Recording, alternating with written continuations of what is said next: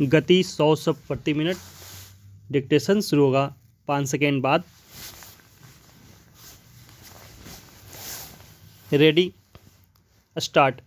संयुक्त राष्ट्र जैव विविधता सम्मेलन या COP15 में 196 देशों का इस बात पर राजी होना सचमुच बड़ी बात है कि साल 2030 तक पृथ्वी के 30% हिस्से को प्रकृति के लिए संरक्षित कर दिया जाएगा। दुनिया भर में दी जा रही उन सब्सिडी में सालाना $500 अरब की कमी लाई जाएगी जो पर्यावरण के लिहाज से नुकसानदेह है, और कम से कम 30% ऐसे इलाकों को फिर से दुरुस्त किया जाएगा जिनका इकोसिस्टम खराब हो चुका है। इस समझौते से उत्साहित कुछ विशेषज्ञ इसे जैव विविधता का पेरिस मोमेंट बता रहे हैं।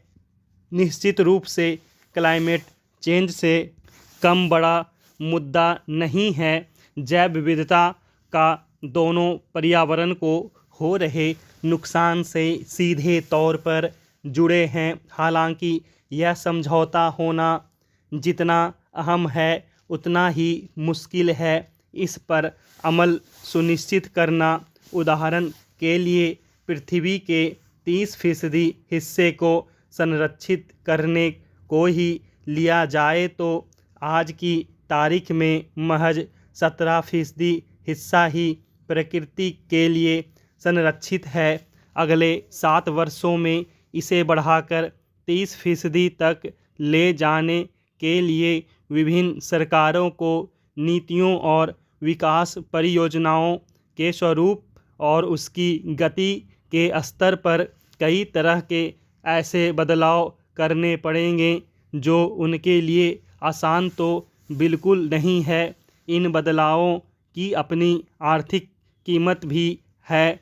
इस लिहाज से एक बड़ी अड़चन यह है कि सम्मेलन में भारत सहित विकासशील और गरीब देशों की ओर से की जा रही नए फंड की मांग उस रूप में पूरी नहीं हो सकी जैसी कि उम्मीद की जा रही थी। समझौते के मुताबिक फ़िलहाल संयुक्त राष्ट्र के मौजूदा बायोडायवर्सिटी फाइनेंसिंग फंड के ही तहत कुछ रकम जुटाई जाएगी। अलग फंड के मुद्दे पर अगले सम्मेलन में विचार किया जाएगा। मौजूदा विश्व की पर्यावरण चिंताओं का यह एक दिलचस्प पहलू है कि अमीर और विकसित देश कार्बन उत्सर्जन पर चिंता जताने और पर्यावरण सुधारने की ज़रूरत बताने में तो आगे रहते हैं, लेकिन जब इसके लिए ठोस आर्थिक योगदान करने की बात आती है तो टाल मटोल की मुद्रा में आ जाते हैं। बहरहाल इस समझौते की एक अच्छी बात यह है जिसे भारत के हस्तक्षेप का परिणाम बताया जा रहा है कि सभी लक्ष्यों का स्वरूप वैश्विक ही रखा गया है। विभिन्न देश अपनी परिस्थितियों, प्राथमिकताओं और क्षमताओं के अनुरूप उसे अपनाने और उस पर अमल करने के लिए स्वतंत्र होंगे।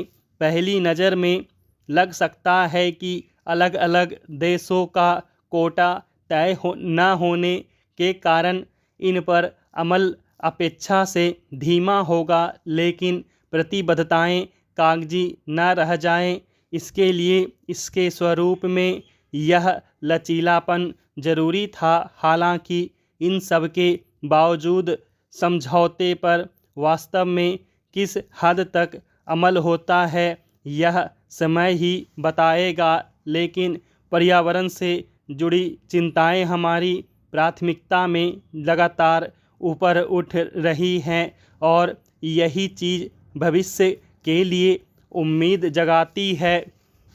संसद के मौजूदा सत्र में कई मुद्दों पर गर्मागर्म बहसें सुनने को मिली, लेकिन जो अभी देश के लिए सबसे ज़्यादा चिंता का विषय है, उसी पर कोई चर्चा नहीं हो पा रही है।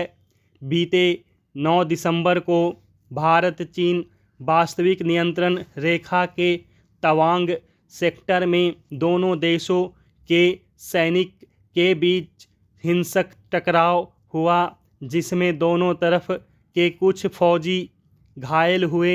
यह घटना 2.5 साल पहले LAC के पश्चिमी हिस्से में गलवान घाटी की झड़प जैसी ही थी। फ़र्क सिर्फ इतना था कि इसमें कोई सैनिक शहीद नहीं हुआ।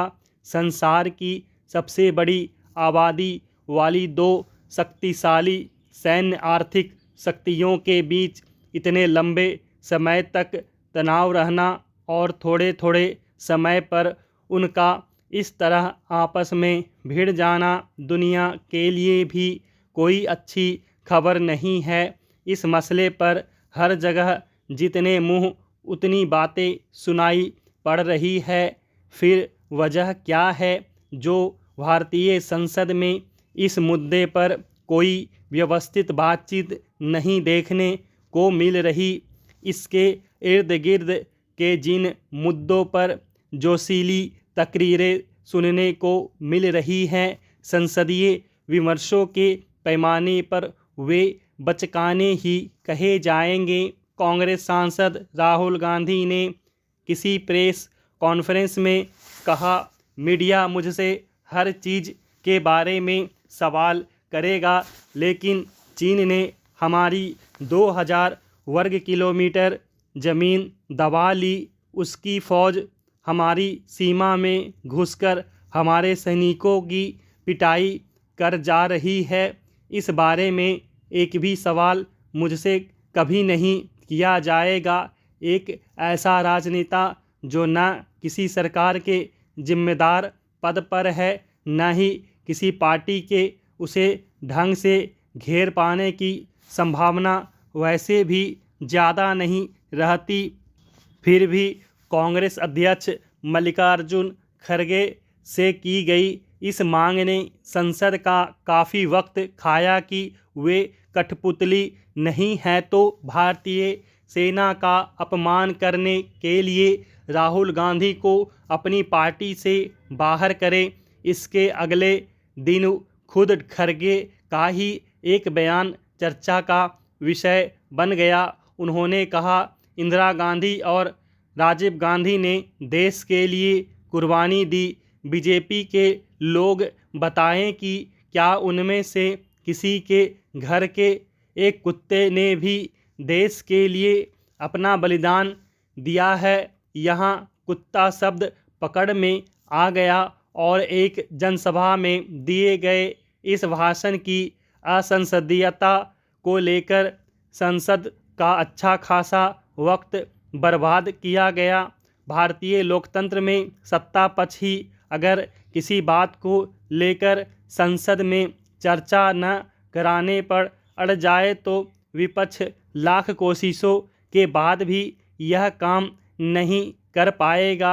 ऐसे में हंगामा, बहिर्गमन और बहिष्कार का रास्ता ही बचता है, जिसके लिए लोकतांत्रिक कार्यकर्ता और संविधानविद प्रायः चिंता व्यक्त करते रहते हैं। लेकिन राष्ट्रीय सुरक्षा जैसे मुद्दे पर भी अगर संसद में बहस न हो तो इससे संसद के औचित्य पर सवाल खड़े होने लगते हैं और इसकी गरिमा घटती है।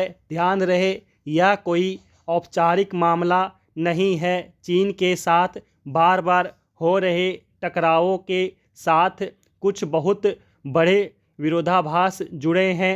पूर्वी लद्दाख में लगातार तीसरे साल भीषण ठंड में 1 लाख सैनिकों की आमने सामने की तैनाती के बावजूद चीन से भारत को होने वाले आयात में हर साल 25% या इससे भी ज़्यादा की बढ़त देखी जा रही है।